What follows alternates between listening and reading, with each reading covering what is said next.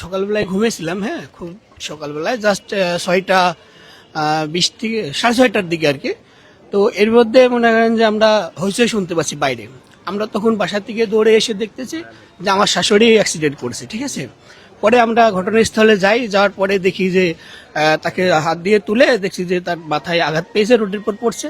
পড়ার পরে ভিতরে বাইরে থেকে ব্লিডিং হয়নি, ভিতর দিয়ে ব্লিডিং হয়ে তার কান দিয়ে বের হচ্ছিল। এরপরে আমরা ঘটনাস্থল থেকে ওনাকে একটা সিএনজি করে তুলে নিয়ে আমরা হসপিটালে চলে আসি।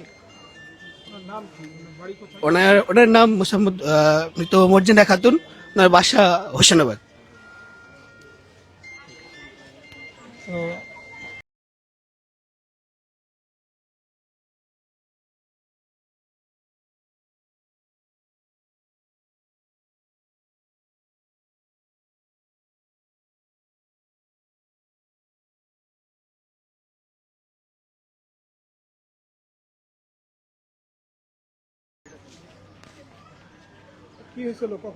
ওই অ্যাক্সিডেন্ট, মোটরসাইকেলে অ্যাক্সিডেন্ট।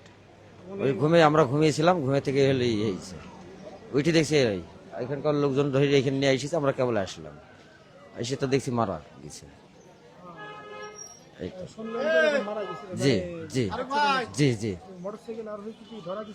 হ্যাঁ, মোটরসাইকেল ধরা পড়িয়েছে। মোটরসাইকেল বাসাতে আছে, আমার ওখানটাতে আছে। হ্যাঁ, লোক পালাই গেছে, লোক পালাই গেছে। গাড়ি ফোর্সে ছিল কি কি ছিল আমরা দেখি নাই, না ওখানে কেউই ছিলাম না। এই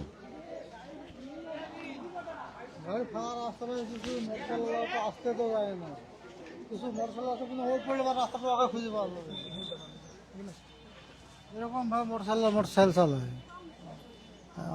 এমন লোক আছে দেখা চুলো হয়ে গেল, তো এই অ্যাক্সিডেন্ট করলে তো মরতো কোনো, হয়তো খামটাম হতে পারে, কিন্তু গাড়িটা খুব জোরে ছিল। জোরে থাকার কারণে তো এরকম অ্যাক্সিডেন্ট করে বা মরে। তাদের ফ্যামিলির যারা সদস্য আছে তারা তাদেরকে এখন কি যুক্তি দিতে চান?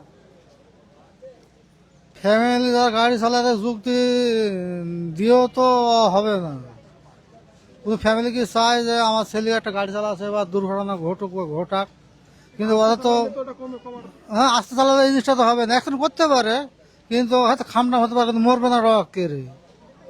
কিন্তু এরা তো গাড়ি চালাতে নিয়ম বাদে 80, 100 উপরে গাড়ি চালায়, কিভাবে আর পড়লে পারে।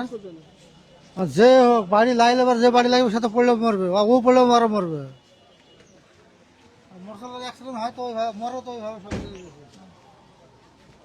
এই তো অবস্থা। তো সবাই ভালো থাকবেন, সুস্থ থাকবেন, বাংলার অধিকার 71-এর সাথেই থাকবেন।